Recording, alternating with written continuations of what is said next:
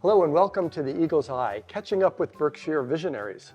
Today I'm here with a musician, Otha, who's a pianist and a drummer. He's taught all ages, from little children to the university level. And he has lived and worked in the Berkshires for 35 years. Today we're going to talk a little bit about drumming, but it's not the kind of drumming that you might think. Welcome, Otha. Thank you, Gene. So you teach what you refer to as rhythm-based creativity. Yes. Tell me a little bit about your drumming world. Right, yes. Well, we are all drummers. So it's my world, it's your world, it's the world of everybody out there. Because we drum all the time. Everything in our life is about rhythm and drumming, everything. And my job is just to help you discover that. Now you do that with groups of people. Right. So give me an example of the kind of drumming work that you do. Lots of many different groups, from little children and with their parents drumming together, to corporate world, healthcare, elders. All right, so let's dive in. Right. So let's imagine you're working with children. You have a room of 25 kids. What's your approach? It's to have them have fun, make as much noise as possible, and then the joy is having us stop together at the same time. And how do you get that to happen? 1, 2, ready, and stop. And they stop. Wow, what's next? So suddenly you're creating a community Right. out of individuals. Right. And is there any difference between how children react to what you just described and how adults react? Nope, the adults react exactly the same way. My purpose when I work with adults is to tell them initially, because they're a little skeptical, they look at me and dressed like this or other clothes and they say, what is this dude doing? And I say to them, my purpose, and you may think that why I'm here is because of your children, but it's really because of you. I tell them that I'm looking to bring out the child in all of them. And they look around a little hesitant, and then we drum. They start to loosen up their ties, take off their jackets, and the smiles come out. So, no, it's exactly the same. And you do sessions where how many people are in the room and what are the drums? What do they look like? How does that really work? These are West African drums, mostly djembes. I also use congas and bongos, some indigenous American frame drums. The numbers of people will be anywhere from 2 when I do intimate family sort of events, and up to 20, 30, 40. I've worked with groups of 2,000, 2,400 people. All at once? All at once, yes, yeah. Now you're working in a corporate setting. First of all, why do corporations call you? What's the outcome that they are looking for when they get you to come to meet with them? Team building is the phrase that they like to use most. Okay. I call it personal development and interactive community development. So team building works. They look for me to help them make connections between their world and each other and the work that they're doing. So in a setting where you've got, let's call it buttoned up corporate executives who maybe have never touched a drum before, why don't you describe from the beginning to what happens after they've been together for a half an hour? How does that change work? It's very interesting. So I also have done work for the military, and it's exactly the same. They come in, as you say, button up. I just have them look around at each other and smile and just drum a little bit and look at each other, first to engage with each other, because the idea is that they're building relationships. I want them, if they feel comfortable, to look at each other, and if they're comfortable, to smile, to engage. If not, then that's fine.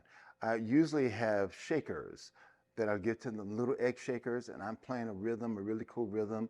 I'm playing, and I look around and I see who's bobbing their heads, who's moving their body at all, while I'm doing some really cool rhythm. And then as I gradually see some others doing something, shaking, and then they smile at each other, I'll ask them to copy so-and-so who's over there. I'll point out a person, and then they all have to copy that person, and they think, wow, I can imitate someone else. It doesn't have to be just me. And then by that time, they're loosened, and they just flow into the fun of it. It's all about helping them see that they are beyond who they are. I mean, it's not just them. They have to connect to each other, their work life. They begin to realize that they have a relationship with each other, relationship with the company, because I structure into the messaging the relationship that they are looking for to develop with the company, with the leaders in the company and the goals of the company. So I'll weave in the messaging and the goals of the company. And they find that 2 weeks, 3 weeks, a month later, a year later, Yeah. they'll find that they have connections and a relationship and a rapport that they didn't know was there before.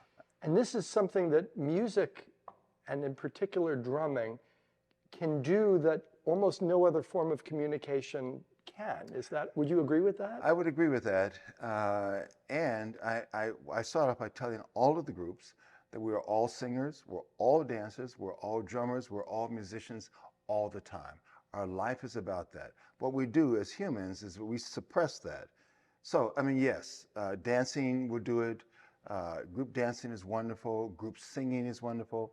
Drumming is easy because it's all about the heartbeat. Mm-hmm. And if they have that heartbeat, that rhythm going, and they can connect to that, they realize that, oh, we're all connected to each other. There's a superstructure that we can all connect to in addition to that rhythm. What perhaps was one of the most unusual or unexpected settings you've ever worked in? So let me think. I believe the most unusual one, I mean, I've done a lot of work with elders, and it's a lot of fun to be in a situation, especially as a black man, and I go to an elderly community, it's all white folks, and they look at me and they think, why is this guy here? And why is he dressed like that? And why are all those instruments here? And they've never drummed, like most of the groups, haven't drummed before. Mm-hmm. I bring the instruments in, and then I start tapping. I pass the instruments out with a stick, a little stick, so they can tap if they wish. And there's an amazing joy that begins to creep into their eyes. That, for me, is deeply satisfying. And I drummed with one elder. He was 100+ years old when he passed away. He and I drummed together for years, every week. Yes, and I was at his deathbed when he passed away, and we were drumming and singing as his life was leaving. So I think that was the most amazing experience I've had. That takes my breath away. Yeah, yeah. It was a song that we sang a lot, Funga, and he loved that song. Tears were streaming down his eyes, and mine too. It was so beautiful. Amazing. Let's go back to the beginning of your musical journey. Right. How did that start, and how did your musical journey evolve? I started off on the accordion. Aha. Yes, yeah, accordion, a squeeze box, Yeah. accordion, keyboards here. And my father wanted my brothers and I to play instruments for a number of reasons, but one of the reasons was so that we could stay off the streets, growing up in a suburb of Chicago. Mm-hmm. And so I played accordion, and I hated it. Hated it. I was the only black kid in the world, I thought, that played accordion. As it turns out, of course, accordion is used in Zydeco music. So Yes, of course. in Louisiana. And I didn't know that, though. So I played waltzes and polkas and all sorts of folk songs. I just hated it. But my brothers and I kept at it, and we had a small band that we'd play around sometimes. And then when I was 16, I fell in love with a woman who was a pianist. Okay. She was older than me. She was like 19, 20, Right. so 3 years older. And I wanted to play piano because she played piano. Mm-hmm. I was a lead in a play, and she was the accompanist for the play. So I started playing piano, taking lessons there, and then I went to college, majored in piano performance, and then touring and performing and teaching, a lot of teaching. And then I had 2 strokes caused by blows to the head, and 2 separate strokes on 2 years apart. And the strokes led me to discovering drumming. I'd never really played drums before that, so at the age of 50. And so the strokes, as you and I spoke earlier, left you in a situation where you weren't able to play piano. Right. And somehow or other drumming became the way to get back into music. Is that right? It was right, yes. Yeah, it was a way to get back in music. I was teaching a lot of students, and I couldn't teach. I was disoriented a lot.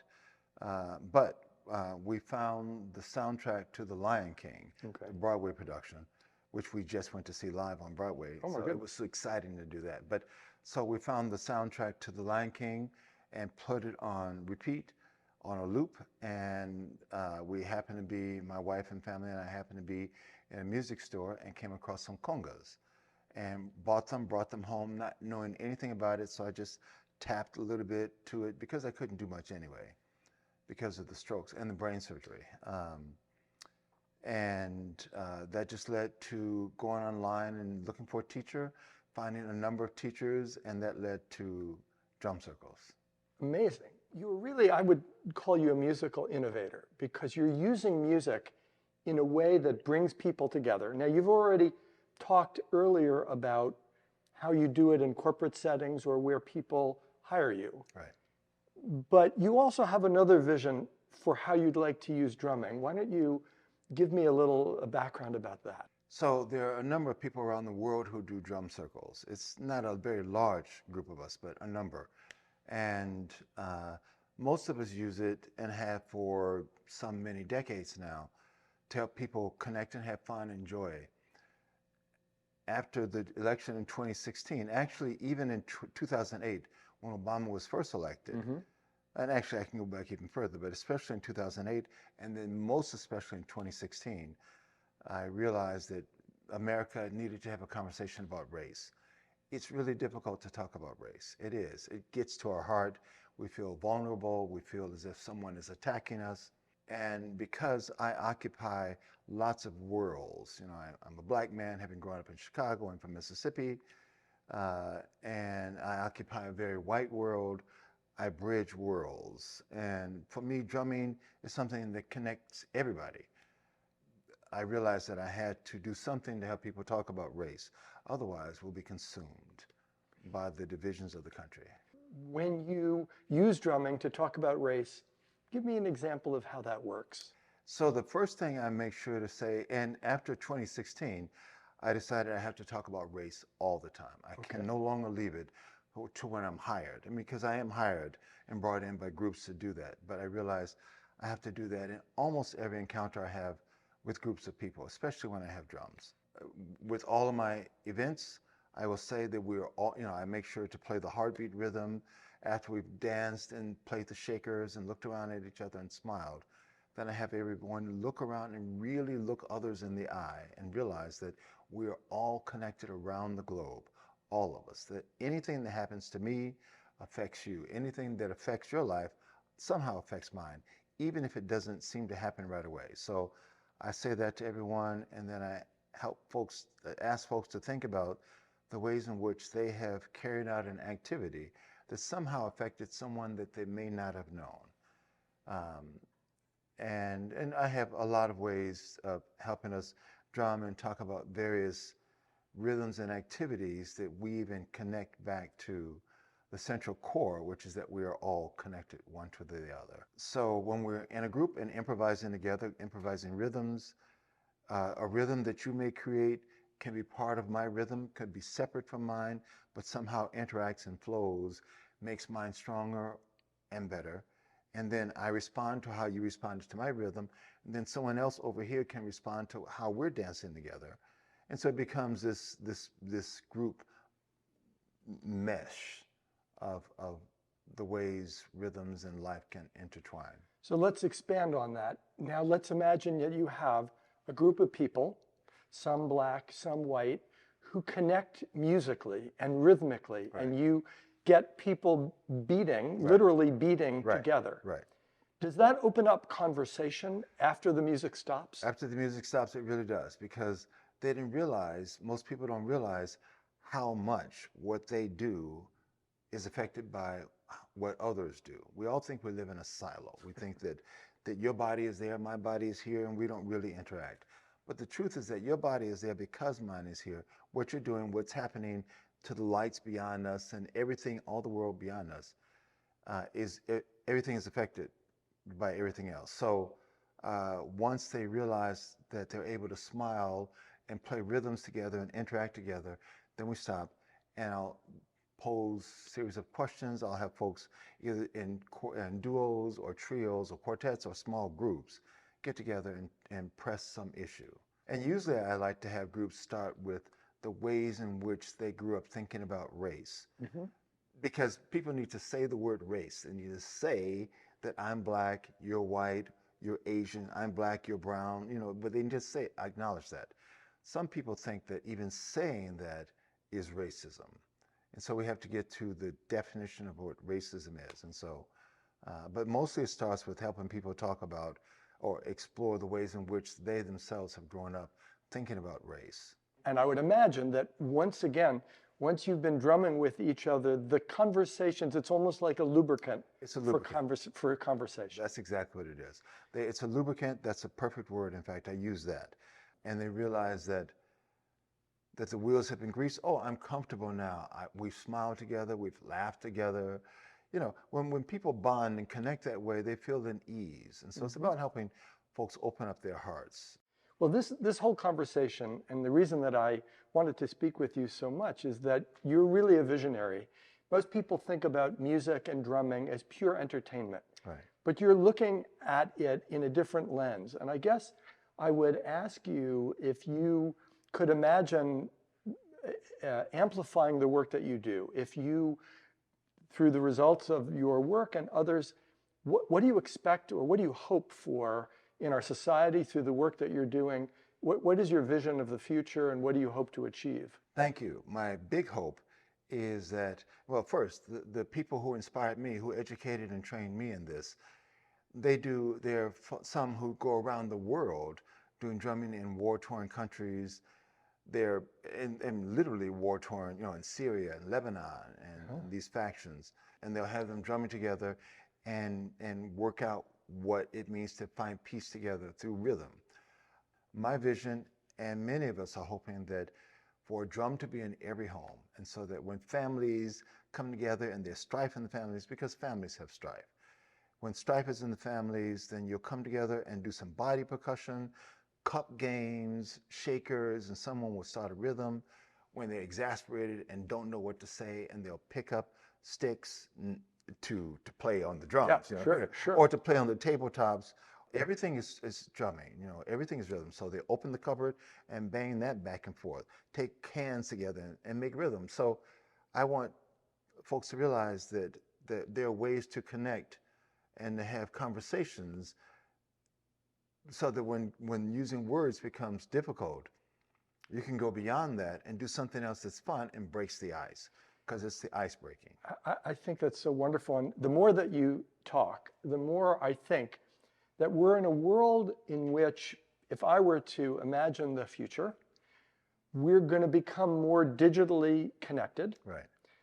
Particularly young people who are attracted to technology, perhaps as the first adopters.